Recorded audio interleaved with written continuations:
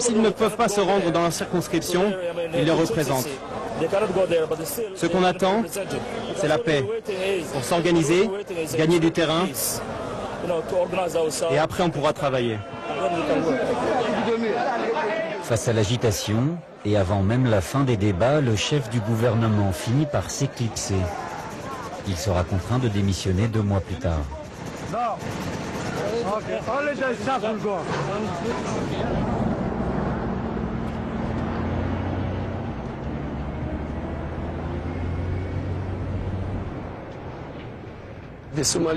Les hommes politiques somaliens sont très différents de ceux du reste du monde. Ils ont un dicton et une politique qui consiste à dire « c'est moi seul qui vais manger la viande » ou alors « je préfère la laisser pourrir ». C'est très dur.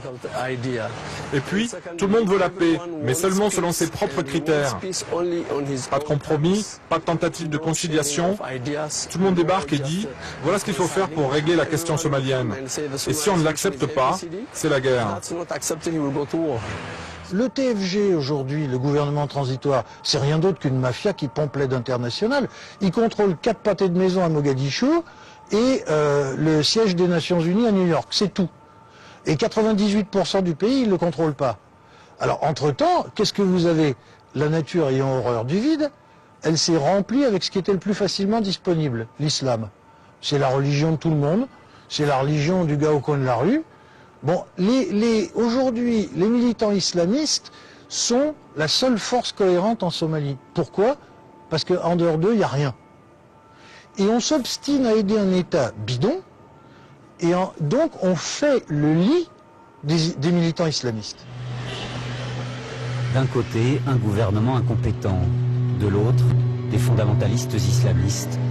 En somme, le pays est dans l'impasse.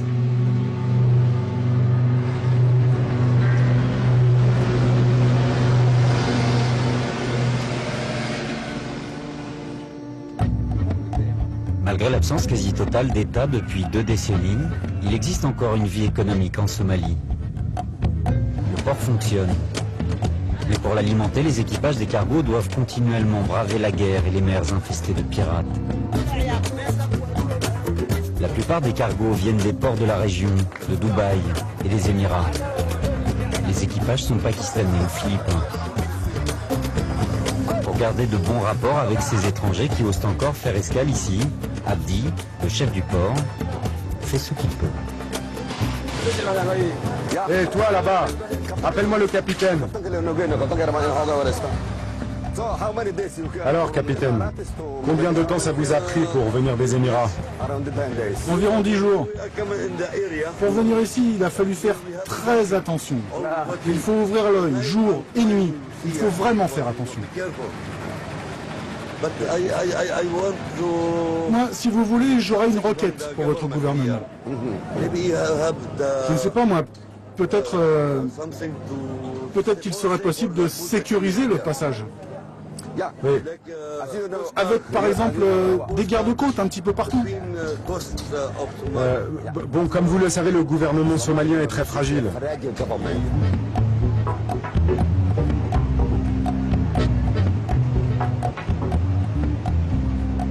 Dans cette ambiance d'apocalypse, les habitants résistent. Grâce à l'argent de la diaspora somalienne, ils peuvent encore construire et créer. Il existe un réseau de télécommunications plus performant que dans de nombreux pays d'Afrique. Les businessmen sont toujours là. Même sous les bombes, même au milieu des ruines, il y a des marchés à prendre. Il faut juste s'adapter.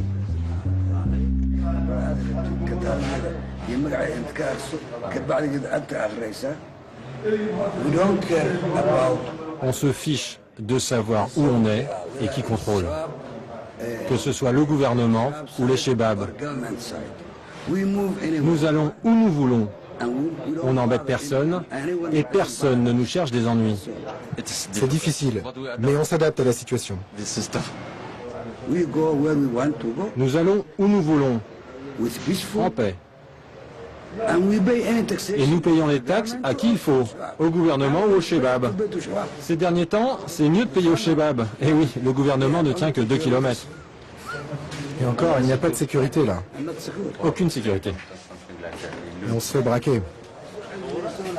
Allez, si tu me fais les deux, je te les prends alors. Ça marche, je te les fais envoyer sur place. Quand on s'est mis d'accord sur ce que je veux acheter, sur les produits, nous avons un système de paiement.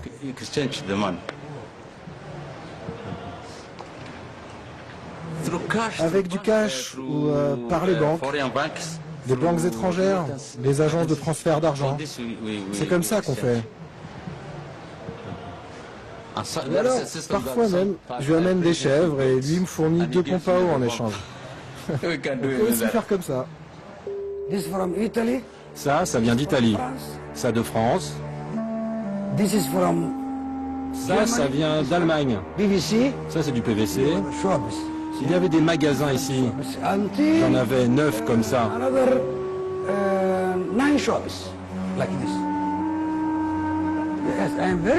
Je suis très triste. Parce qu'avant, j'étais un grand homme d'affaires. Maintenant, je suis petit, tout petit.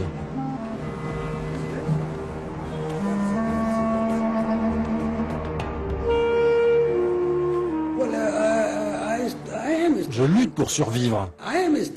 Je lutte pour être somalien, pour rester ici.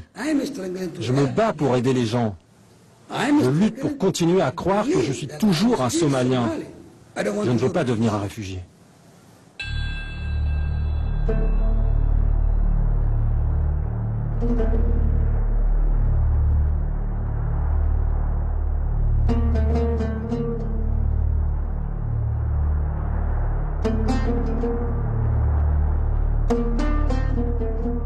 En avril 2010, les Chebabs ont interdit aux radios de diffuser de la musique. Depuis, ils menacent aussi de mort tous les journalistes qui ne prennent pas leur parti. Nombre d'entre eux se sont réfugiés en zone gouvernementale. À Radio Mogadiscio, les reporters sont aussi obligés de vivre sous protection de l'Union africaine. Ah, ça recommence. Ils sont régulièrement la cible des Chebabs. Ils tirent toujours sur ces 2 antennes. Et puis là, vous voyez, regardez, c'est un obus qui est tombé il y a 2 mois. Ils visaient le studio de la radio.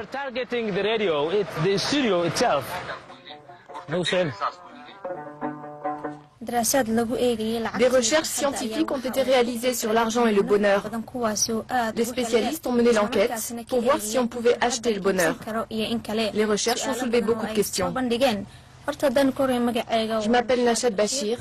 J'ai environ 17 ans et je suis prête à mourir pour mon pays, pour mon peuple et pour ma religion. Je ne peux pas m'imaginer que les Chebabs vont me tuer. Moi, je me dis qu'il faut donner les informations aux gens. Même si je ne suis qu'une jeune fille, j'ai pensé que mon devoir était de venir ici pour ça, de m'impliquer en politique pour aider mon peuple.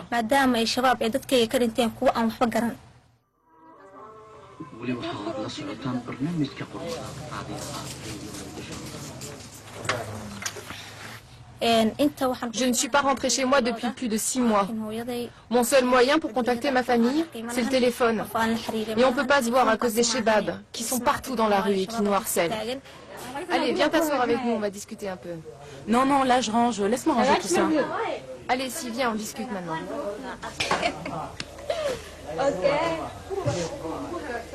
Allez, viens. Les femmes en Somalie ont beaucoup de problèmes. Par exemple, les Chebabs les obligent à épouser les combattants étrangers qui viennent d'Afghanistan et du Pakistan. Ils les obligent à se marier sans dot pour la famille. Et puis récemment, il y a eu 3 cas de femmes violées à Mogadiscio. Moi, je n'ai jamais connu la paix. Je suis née après la destruction du pays. Et quand j'étais au collège, il y avait une période assez calme. Mais à cause des combats, je n'ai pas pu aller au lycée, alors j'ai commencé à travailler ici. Et ça fait 3 ans que je suis dans cette radio. On est arrivé en même temps avec les filles. Mais quelle heure il est là? Je suis en retard pour mon émission, là, je dois filer.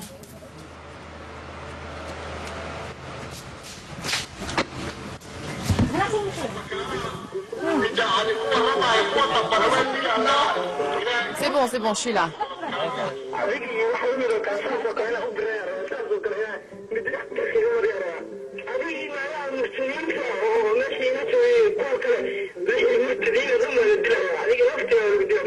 Ils m'appellent tout le temps. Ils me harcèlent pour me dire qu'ils vont me tuer. Ils disent que le travail que je fais, c'est contre l'islam. Mais je m'en fiche. Ce que je me dis, c'est qu'il faut dire la vérité aux gens. C'est ça le plus important.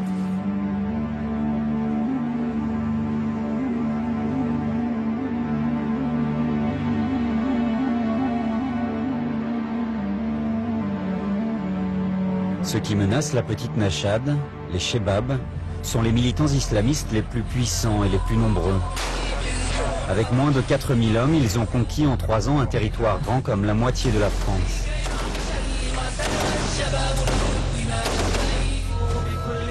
Lorsqu'ils prennent une nouvelle ville, la méthode est toujours la même. Les troupes rassemblent les habitants sur la place publique. Un chef annonce au peuple qu'il va falloir se repentir et se soumettre à la charia, une version extrême de la loi coranique. Pour ceux qui résistent, dans le meilleur des cas, c'est le fouet. Parfois, la sanction tourne à la barbarie.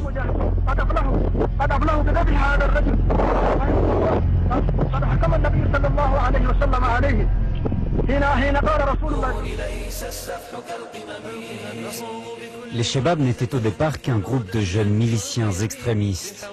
Aujourd'hui, ils sont les maîtres du pays. Ils sont bien organisés. Leurs multiples sources de financement sont difficiles à identifier. Elles proviendraient en partie de la diaspora et de certains businessmen somaliens qui jouent un double jeu. Vous avez des gens, notamment, et alors là c'est très très délicat, des gens qui travaillent avec les Nations Unies, qui sont des marchands, des commerçants, des transporteurs, qui ont des contrats parfois avec le programme alimentaire mondial, avec d'autres agences des Nations Unies, et qui en même temps financent les Chebabs. Pourquoi? Parce qu'ils pensent qu'un jour ou l'autre, les Chebabs vont prendre le pouvoir à Mogadiscio. Et qu'à ce moment-là, comme l'aide humanitaire continuera, parce que l'Occident, qui a bon cœur, ne voudra pas laisser mourir les vastes masses populaires, ils se retrouveront copains avec les gens qui seront au pouvoir. Donc à ce moment-là, quelque part, ils mettent de l'argent, c'est une sorte de pari, c'est d'acheter un ticket de loterie en espérant que vous allez sortir le bon numéro.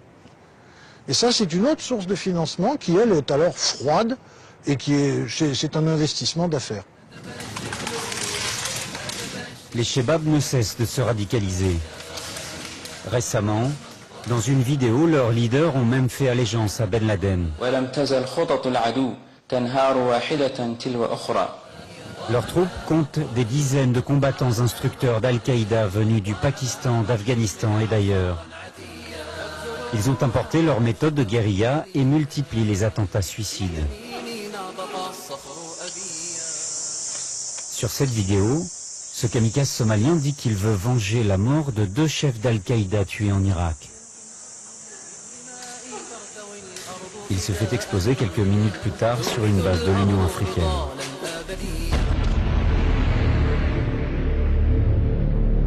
Et en juillet 2010, les Chebabs ont revendiqué un attentat en Ouganda. Leurs ambitions ne se limitent plus désormais au territoire somalien.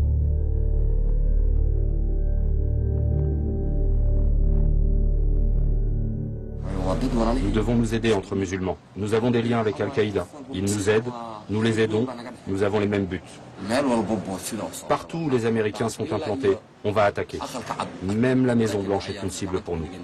Nous devons étendre l'islam partout, dans le monde entier.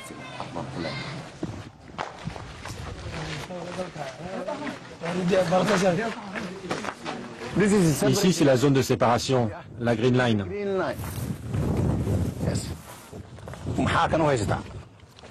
Montre-nous un peu ça. Pourquoi tu as ça, toi? S'ils sortent les flingues, on sort les flingues. S'ils sortent les couteaux, on sort les couteaux. Les Chebabs sont une menace pour l'humanité tout entière, que vous soyez musulman ou non, blanc ou noir. Ce sont des groupes qui ont subi un lavage de cerveau. Ils viennent d'un peu partout, d'Europe, d'Asie. Il y a des Français, des Somaliens. Nous n'avons pas de gouvernement solide. Alors ils ont profité de la situation pour s'établir ici.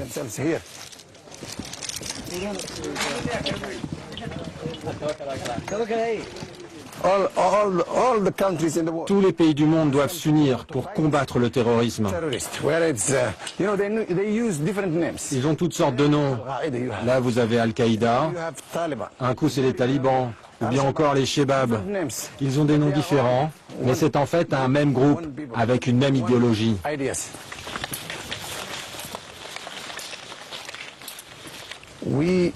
Nous lançons cet appel au monde entier. Venez, venez s'il vous plaît pour nous aider.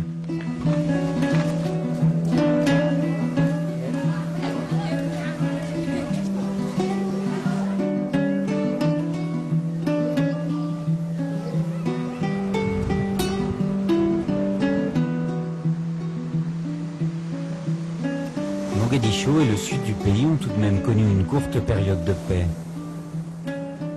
6 mois de tranquillité et de retour à la vie.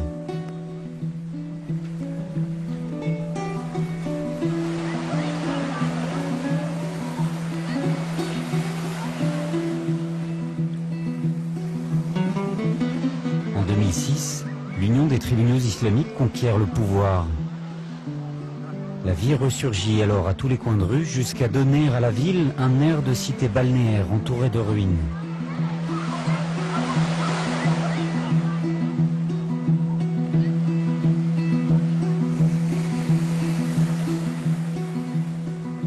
Durant 6 mois, Mogadiscio va renaître. Pour la première fois depuis des années, les rues se remplissent à nouveau.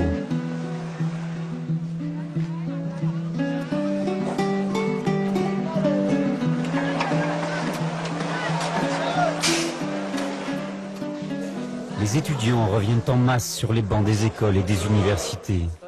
Professeurs et élèves se prennent à croire qu'une nouvelle vie est possible désormais.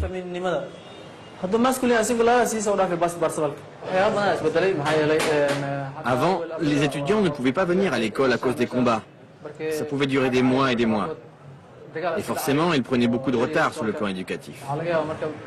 Aujourd'hui, ils n'ont plus peur de venir. Et ce qui est le plus surprenant, c'est que même ceux qui travaillent le jour peuvent aussi prendre des cours du soir, puisqu'on peut même sortir la nuit maintenant. Pendant 6 mois, la ville connaît la paix des extrémistes. Cette alliance de plusieurs mouvements islamistes rassemblant les plus modérés et les plus radicaux a permis de chasser les chefs de guerre qui divisaient le pays depuis des années. Seulement voilà, certains de leurs leaders sont considérés comme des terroristes et apparaissent sur la liste noire des États-Unis, comme Sheikh Awez. Nous considérons que nous avons droit au respect de la communauté internationale. Personne avant nous n'avait réussi à ramener la paix ici. Mais en fait, on nous attaque parce que nous sommes des musulmans, comme les talibans. Et c'est pour ça que tout le monde préfère soutenir nos ennemis. Durant cette période, le palais de justice reprend lui aussi du service. C'est la fin de l'anarchie somalienne. La charia est déclarée loi officielle. On multiplie les mises à mort et les exécutions publiques.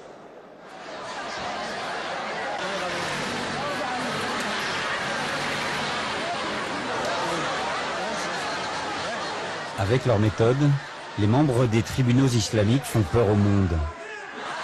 La communauté internationale, échaudée par l'exemple afghan avec les talibans, craint de voir la Somalie devenir une nouvelle base arrière pour Al-Qaïda.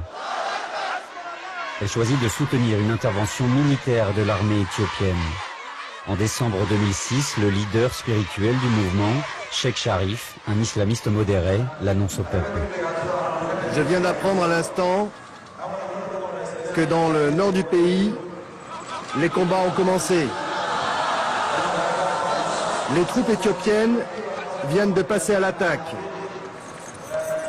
Alors je vous demande à tous de prendre les armes et de partir rejoindre les combattants.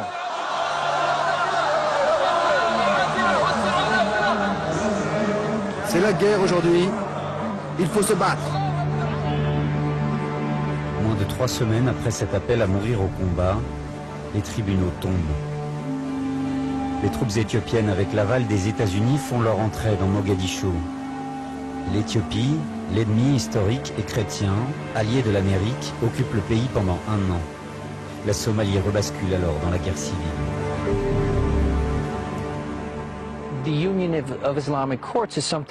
L'Occident aurait dû essayer de travailler avec l'Union des tribunaux islamiques en tentant d'influencer et de renforcer les modérés. Au lieu de cela, les Éthiopiens ont envahi militairement le pays pour soutenir le gouvernement de transition de l'époque qui était profondément impopulaire auprès des Somaliens. Ça n'a fait que radicaliser un peu plus les islamistes. Et cela a créé les Shebabs, qui sont bien plus extrémistes et qui veulent aujourd'hui exporter l'islam et leur vision de l'islam. Ce n'est pas le premier échec de la communauté internationale en Somalie. En décembre 1992, lors de l'opération Restore Hope, les Nations Unies, emmenées par les États-Unis, décident d'intervenir pour stopper la guerre. Sous les flashs des reporters, les Marines débarquent sur les côtes somaliennes. Le pays retrouve alors un semblant de paix. On tente alors d'amener à la table des négociations les chefs de guerre, dont le général Aidid. En vain. Les accords ne seront jamais respectés. La communauté internationale peine à comprendre les stratégies politiques locales et les alliances des clans. Dès 1993, la situation se complique.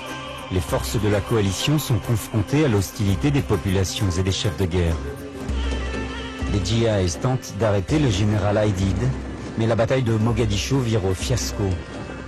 2 hélicoptères abattus, 12 djihadistes tués et des centaines de victimes somaliennes. L'image des corps des Américains traînés par la foule dans les rues fait le tour du monde et provoque une crise de conscience.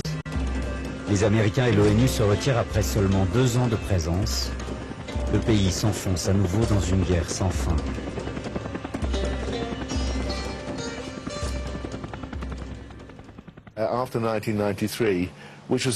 L'expérience de 1993 a été un traumatisme pour les organisations internationales, surtout pour les casques bleus.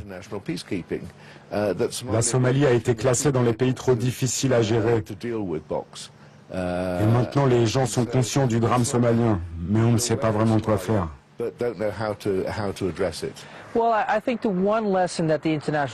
Il y a une leçon que la communauté internationale aurait dû tirer de tout cela. C'est que l'on n'arrivera pas à imposer un État central en Somalie. En réalité, la plupart des clans en Somalie ne veulent pas d'un gouvernement central puissant, parce qu'ils savent qu'il y aura forcément un clan qui va mettre la main sur ce gouvernement, et que ce clan va ensuite utiliser les ressources de l'État à son propre profit, au détriment de tous les autres clans. Le monde a tourné le dos à ce pays trop complexe et l'a laissé dans l'impasse, livré à l'appétit sans fin des chefs de guerre.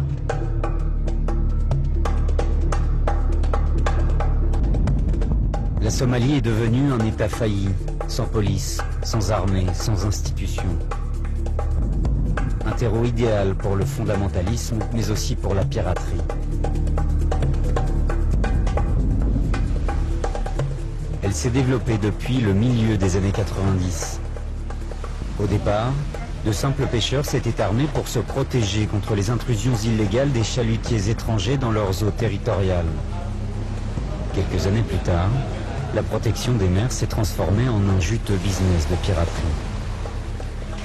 Et là, tout a explosé, parce que d'un seul coup, ils prenaient des cargos, ils prenaient des yachts, puis ils demandaient d'abord des petites rançons, 200 000 $, 300 000 $, après ils demandaient $1 million, après ils demandaient 5 millions de $, et tout le monde payait. Ah ben bon, on ne saurait résister à une chose aussi attirante que ce processus, hein. Et ben, disons à partir de 2006-2007, c'est parti, petit d'abord, 2008-2009, ça a flambé. Maintenant, le business est bien organisé. Allez, allez, du thon, c'est le meilleur du marché. Les premières victimes de la piraterie, celles dont on ne parle jamais, ce sont les pêcheurs somaliens eux-mêmes.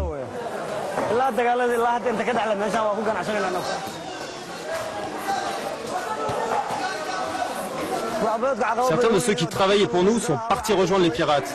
Ils nous ont pris nos meilleurs pêcheurs. Et ceux qui luttent contre les pirates nous causent du tort aussi. Parce qu'ils prennent nos pêcheurs pour des pirates et leur tirent dessus. C'est dur de pêcher dans ces conditions. On ne peut pas aller très loin et on est obligé de rester près de la côte.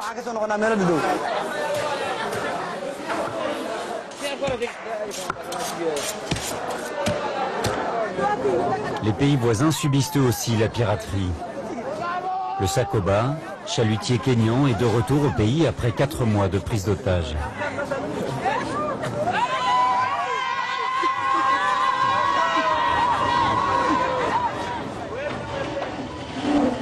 Derrière la joie des familles, les rires et les sourires, il y a de longues heures d'angoisse et de souffrance à la merci des pirates somaliens.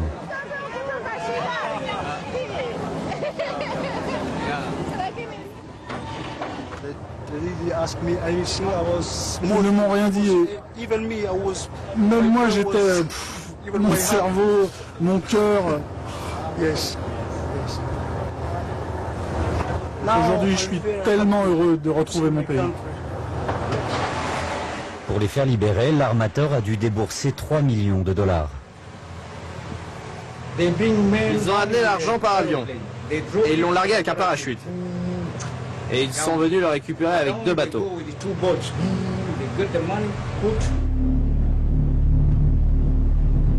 Les marins qui acceptent encore de sortir en mer partent la peur au ventre.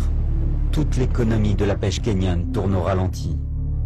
Et le conflit somalien et ses conséquences perturbent toute la corne de l'Afrique. 600 000 réfugiés ont fui vers les pays voisins, au Yémen, en Éthiopie et surtout dans le nord du Kenya. Dadaab est le plus grand camp de réfugiés du monde. Il est géré par les Nations Unies depuis 20 ans. 300 000 Somaliens s'y entassent dans un espace prévu au départ pour 20 000 personnes. Écoutez-moi, mettez-vous en ligne, tous. Mettez-vous en ligne. Depuis 3 ans, le flot de nouveaux arrivants augmente constamment. Dépêchez-vous. Faites ce qu'on vous dit. C'est comme ça tout le temps, tous les jours. Le matin, on reçoit peut-être 70 familles. Ça peut représenter 400, 1000 personnes par jour. Là-bas aussi, alignez-vous. Je pense que mon mari est encore là-bas. En fait, j'ai pas de nouvelles de lui. L'un de mes enfants a été blessé, alors on s'est enfui. C'est le petit, il a été blessé au ventre. Monte ton ventre. Un obus est tombé sur notre maison. Mon père est mort dans l'explosion. Le petit, il a été blessé, je l'ai emmené à l'hôpital. Depuis, ça va mieux, mais il a encore un peu mal. C'était quand samedi. Ça fait mal.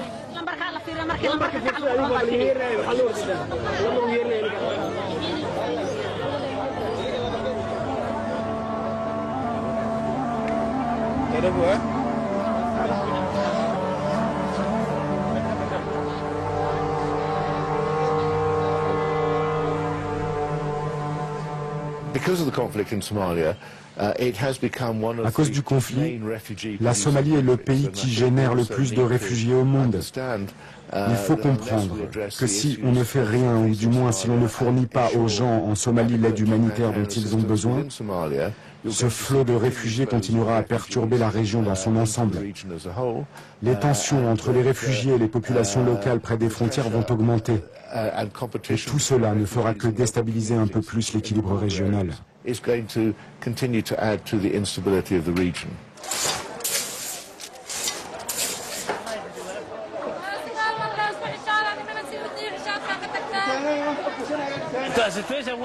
Hier, ils ont attaqué Livoy. C'était aux infos hier soir. Les choses empirent parce qu'ils approchent de la frontière en ce moment. Ils viennent pour attaquer le Kenya.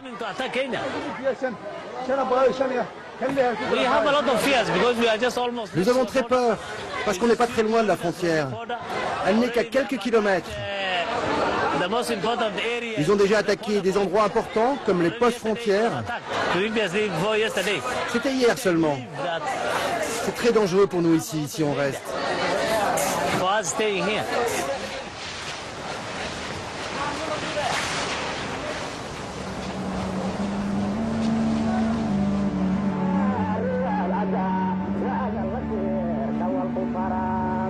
Fondamentalisme, piraterie, exode humanitaire, le mal somalien est aujourd'hui une source de déséquilibre régional et mondial.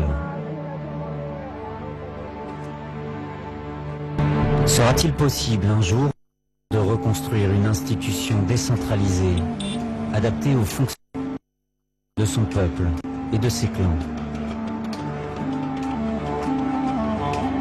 Les attaques de quelques pirates ont fait ressurgir la Somalie sur le devant de la scène internationale. C'est un paradoxe, mais c'est peut-être une chance pour la Somalie. Désormais, pour débarrasser la région du terrorisme et de la piraterie, le monde ne peut plus se permettre de regarder ailleurs.